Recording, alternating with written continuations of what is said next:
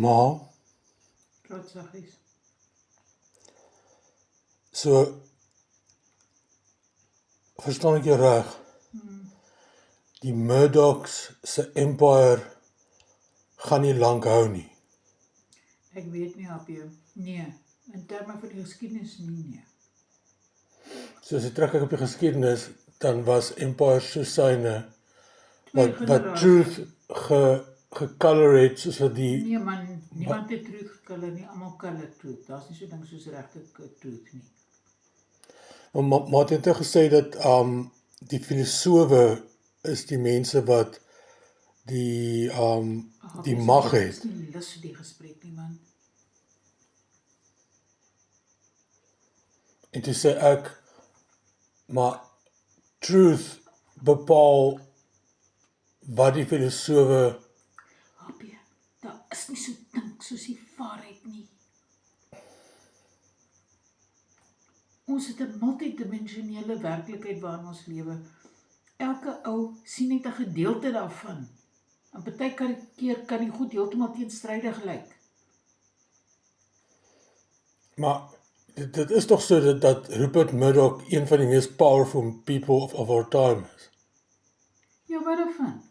En dit is omdat hy die right-wing media rule. Ja, manipuleer. Hy het baie mag oor wat mense dink wêreldwyd. Hoekom maak dit saak?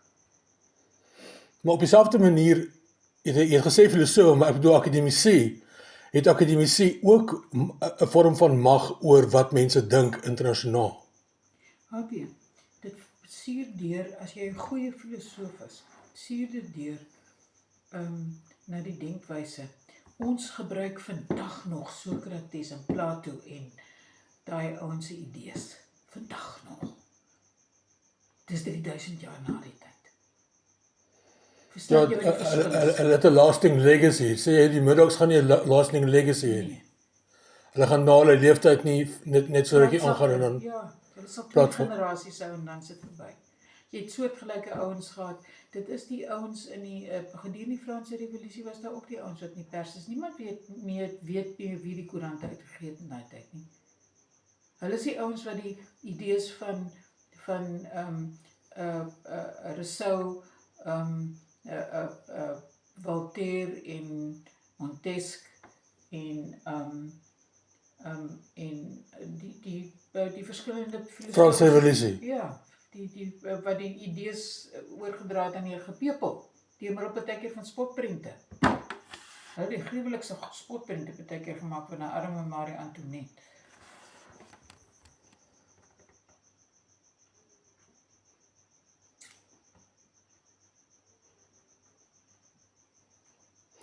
Maar kyk, Pa het ook mos sy vakrigting verander. Hy gaan ook 'n langtermyn soort van legacy hê, né? Ja, want hulle bou op sy werk. Ja.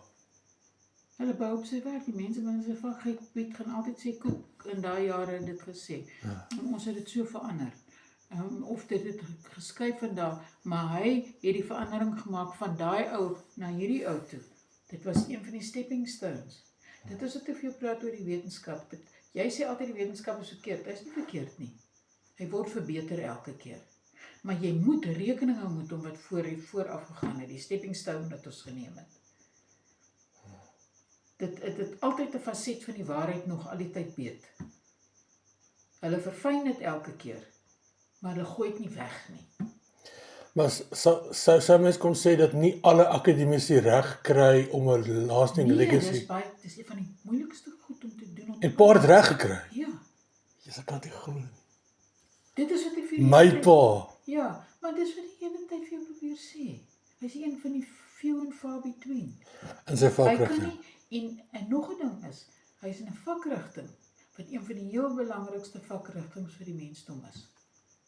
Oor die langtermyn nou. Ja, dis die goed wat ons nou nog is, daai folklore. Dis die verhale wat oorgedra is. Dis die ontstaansgeskiedenis van die mens, die simboliese ontstaansgeskiedenis van mens, met ander woorde die Bybelverhale of die mitologie, die Gilgamesh sage, die goed wat die mense in Suid-Amerika, die Inkas en die dinges, Hulle het en dan die Indiane van Noord-Amerika, hulle het vasgelê in die verhale wat hulle oorgedra het, wat werklik met die mens gebeur het. En die dinge wat nou uitkristalliseer, is dat daai geskiedenis is waarskynlik 3 keer ouer as wat ons gedink het.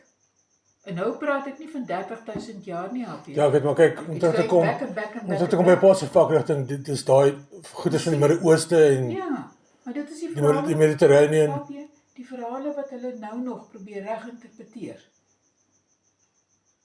Is daai selfe verhale. Ja, en hulle het nie dieselfde oorsprong gehad geskiedkundig nie. Hulle probeer Maar dit is hoekom dit so universal is, en dieselfde materiaal, dieselfde Dit is daai verhale. tipe verhale kristalliseer uit op verskillende plekke in die wêreld wat glad nie gelink was in die begin nie. Ja, en hulle link dit saam met die argeoloog. Maar wat jou pa ook onder andere doen is hulle doen die belangrike werk intellektueel, dat hulle probeer die kaf van die koring skei. Die goed wat later aangeplak is in die werklike oorspronklike verhale. En hoe jy dit kan interpreteer. Hulle kan natuurlik nie vir jou sê presies wat dit was nie.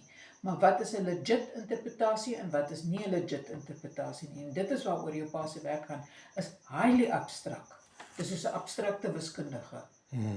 Dit is wat hy doen dan. Dis van die moeilikste goed om te doen op aarde. Dis soos die hoogste vorms van wiskunde. En dit is hoekom jy sal sien dat op skool, as jy kyk na jou onderwysers, is jou onderwysers wat die goeie letterkunde doen, is gewoonlik die Engels hoër ouens. En dan natuurlik die ouens wat die letterkunde in Afrikaans ook aanbied.